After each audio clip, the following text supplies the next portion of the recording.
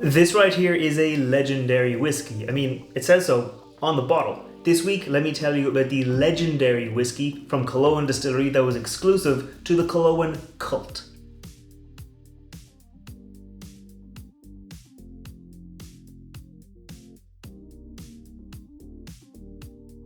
Welcome back to the channel. I'm Matt, I'm the whiskey nerd, and like I said, this week I'm looking at a cult whiskey from the Killowen Distillery.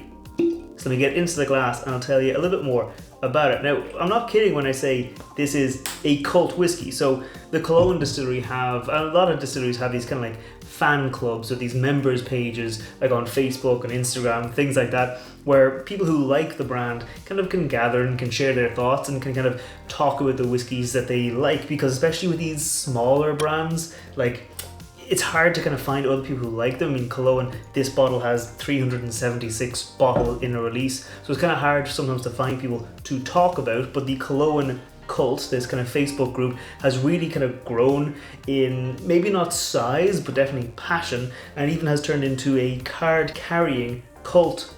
So this right here is my membership card for the Killowen Kult. So it's definitely a kind of one of those brands there that's really engaged with the fans of the brand, because they put this whiskey right here out for release exclusive to members of the Killowen Kult. This here is their legendary whiskey. I have talked about the Killowen Distillery in the past. Like, they're a really small, kind of like micro distillery here in Ireland, and they make some really interesting stuff, and they're making whiskies that are A, like modern day whiskies, but they're also B, making whiskies that are kind of like historic kind of mash bills and recipes that you would have seen in Ireland a long time ago. So for example, their pot still, they have got a pot still whiskey, and this here is a pot still whiskey which conforms to the geographical indication, the GI, which says it has to be at least 30% malted barley, at least 30% unmalted barley, and at most 5% other grains. But they have put out some kind of what they call mixed mash bill recipes, where they don't conform to that kind of traditional style, and they have a lot of oats, they have a lot of rye, they have a lot of wheat, maybe they have no or very little amount of malted or unmalted barley, so they play around with it a lot more. And in fact, my favorite whiskey from last year was one of their mixed mash bill recipes. Didn't conform to the modern day interpretation of pot still whiskey, but it definitely was a historic pot still recipe. Their kind of series of individual single casks are called the Baron Tool range, and this kind of means the, I guess, traditional or true to the nature, true to the original, and that's what they're doing at Killowen. They're kind of going with that old style, classic kind of distillation, but that has kind of maybe helped them gather a lot of very dedicated fans. So even though they're only making a small amount of whiskey, they're putting a lot of passion into it, and I think that is getting very well received. They're also really transparent, which I think also adds to how well they are received. In each kind of box that you get the whiskey in, it also comes with this kind of little sheet, and it tells you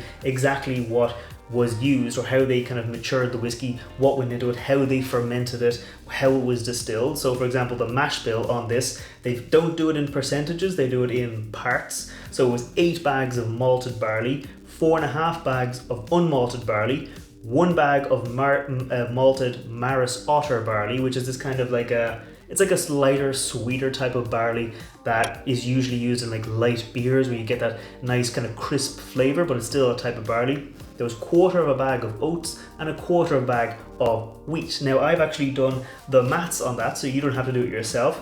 That means it comes out at about 57% malted barley, about 32% unmalted barley, about 7% Maris Otter, which is again that malted barley, but just a different strain of that malted barley, and about 2% oat and about 2% wheat. So it is in that kind of like 4% other grains, so it is definitely within that kind of, I guess, within that range of having that other grains in there, but it's right at the top of what can legally be called pot still whiskey in Ireland today. They also kind of show you on this how their stills work. So Killowen has 2 stills, and they've got the wash still that has up to 1,000 litre capacity, and their spirit still, which has up to an 800 litre capacity, but they don't fill their stills all the way. So their wash still was only 40% full, and then their spirit still was only 20% full, because what you do when you're distilling, you're getting a lot of copper contact on your whiskey. So when you boil the whiskey, when you boil a spirit, sorry, it goes up, and the kind of sulfur compounds in the spirit, in that kind of the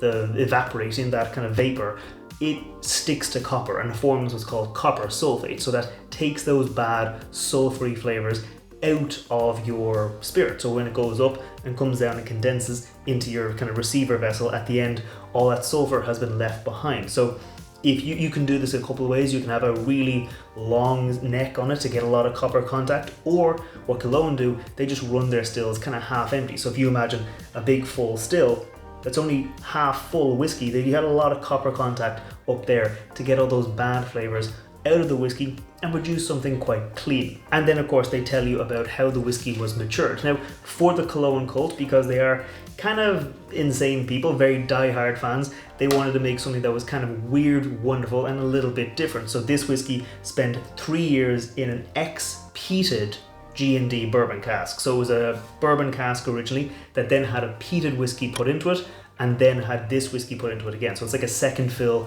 bourbon barrel, but that middle fill had a peated whiskey in it, so it should have a little bit of smoke coming through without this actually being a peated whiskey. It then spent 6 months in ex-blackberry rum casks. I tasted that blackberry rum, really tasty, very light, rich and full of flavor. So I spent 6 months in that to get a lot of that blackberry flavors, and at the end spent 2 months in an ex-Cooley bourbon cask. So again, a bourbon cask whiskey to give you that kind of sweetness and kind of creaminess to round out the whiskey. Like I said earlier, there's only 376 bottles. My bottle here is number 65. Now it was exclusive to the cult. Originally I think there's about 400 members of the Killowen Kult, but not everyone bought a bottle, so they did put it on general sale eventually once they were sure that everyone had a chance to buy a bottle. So then it went on general sale. It is fully sold out now, but you know, they might do something like it again in future. It comes in at 61.12% alcohol by volume, and it is of course natural colour, non-chill filter. So I think that's enough talking about the whiskey. Let's go in for the nose on the Killowen Kult. Cheers. Okay, this is really nice, but one thing I'm glad I did was I actually left it for a while. And I was talking for a while, but I'm glad I left it, because when I first got this whiskey, I cracked open the bottle, poured myself a glass, stuck my nose in, and I was like, ooh, that's a bit strong, that's a bit sharp almost, because it is at 61.12, so quite high. That's like what, 122 point something proof in American counts. But once you leave it for a bit, once you let it breathe a bit, it actually comes much more soft, becomes much more creamy, and I'm really glad I left it to breathe for a bit, because it has definitely softened up. And where initially all I was getting was like tart blackberry, tart kind of almost lemon citrus, now much creamier. It's like buttercream frosting. I'm getting maybe a little bit of those kind of like the grains, like the oats and the wheat coming through, and it's giving me like this kind of like almost like a Victoria sponge kind of flavor, like where you get that nice sweet vanilla sponge, you get vanilla buttercream, and you get a nice kind of layer of thick sweet jam. Like it's not super tart, it's quite sweet, so it reminds me more of like a jam as opposed to like actual fresh blackberries. The kind of peated notes, I mean, if you told me this whiskey was peated, I wouldn't really believe you, because it's really light. It's almost coming through more like a cooked nature. I already said there was like a cooked grain kind of note coming through, but here it's almost like oatmeal cookies, where you get those cooked oats, the cooked kind of grains with a bit of raisins, with those kind of fruity bits in there, and that's kind of what I'm getting here. I will say there's a little bit of there's a little bit of youth on it, a little bit of that kind of like light youth on it, but it's not in a bad way. I can just tell it's a little bit young, but it doesn't have that kind of like ethanol, nail polish remover, that kind of flavor coming through. It just smells like it's a little bit young, like it is, because it is only 3 years old on the bottle. Now it is 3 years plus 6 months plus 2 months, so it's 3 years 8 months old, but so it's almost 4 years old, but it is still 3 years. So it has a little bit of that youth, but again, it's more into that kind of creaminess, more into that kind of like blackberry jam, a little bit of lemon citrus, and again those kind of cooked grains, nice and sweet on the whiskey. But I'm going to go in for the palate and see if that changes. Cheers. There is a punch on the palate, like you get this really big kind of hit of the alcohol, you get that tingle, you get that kind of ABV feeling, Then you get the peat smoke. It spreads out over your palate. You get a bit of peatiness, you get a bit of smokiness. Again, not super strong, but it's definitely way more noticeable on the palate than it was on the nose. There's a little bit of that youth coming through, but again, it's kind of mixed with that kind of tart blackberries, with that tart citrus kind of note coming through. The creaminess that I was getting on the nose, it's not really there on the palate. It's definitely much more leaning into that blackberry notes, where on the nose it was like blackberry jam. It was like much more sweet, much more sugared, like cooked down blackberries. Here it's much more like just blackberries, like those raw natural blackberries where you bite into them and you get a sharp juice coming out. So I'm gonna go in for another sip, see if I can find the other flavor, see if I can find out more about like the pot still character of the whiskey. So I'm gonna go in again for another sip. Yeah, it's got a nice kind of like pot still, kind of rich, oily mouthfeel where it does spread out. Like I said, like the peat smoke spreads out. You get that kind of pot still character spreads out. A little bit of like white pepper, a little bit of that character there, but it is really leaning into that that kind of lemon. The buttercream frosting isn't really there. I will say, I always review the whiskies at cask strength. I always review the whiskies the way they're presented to me in the bottle, because that's how they're being presented. That's how they should be consumed in my mind. But when I was reviewing this, when I was writing my notes, I actually did add a little bit of water to it to see if that changed it. I probably added just a little bit, probably just brought it down from that 61 down to about 50, 55, 52%, something like that. Just a couple of drops just to lighten it out. And I felt I got a much creamier experience on the palate. The nose got a bit lighter. It was still there, but it was just, it pared back the nose a bit, but the palate became much more creamy. I got those kind of vanilla buttercream notes again. I got almost like a honeyed mouthfeel, where at cask strength it's kind of oily, it's kind of viscous with a little bit of water. It became a little bit more like honey, like thick coming through, with again still with that jammy note. So I mean, I think I do prefer it a little bit at that. I'll go into the finish now in a minute, but I think I prefer it a little bit at that lower ABV, but I'm glad I have it at the higher strength. I can taste it, and if I want to, I can add a bit of water. But let's go in for the finish on it. Cheers. Yeah, so on the finish, like again, you get up front, you get all that kind of citrus, tart, a little bit of oak is coming in to the finish, but it is quite clean. Like the finish, it doesn't fall off a cliff.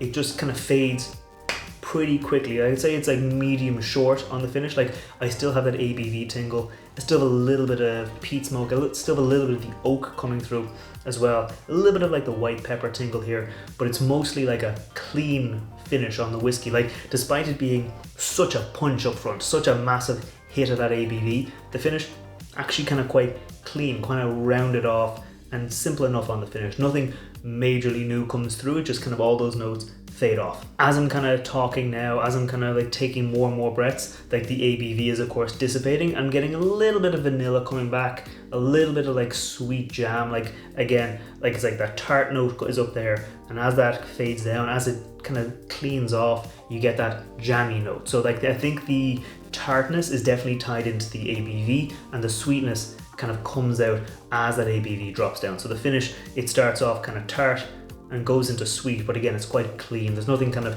hugely lingering on. It's just a little bit there that I'm noticing as I'm breathing and as I'm talking. Before I give my final thoughts on this whiskey, if you're new here, scroll down, hit that like button, hit that subscribe button. I put out whiskey reviews like this every Wednesday, and I put out whiskey cocktails every Friday, and I will have a whiskey cocktail not featuring this whiskey, but it will be a legendary cocktail. So if you want to see that, make sure you hit that subscribe button, and let me know down below in the comments if you've tried anything from Killowen and what you think about their whiskies. But right now, let's talk about this one right here. I like it. I mean, I think it's quite interesting. I think it's quite different.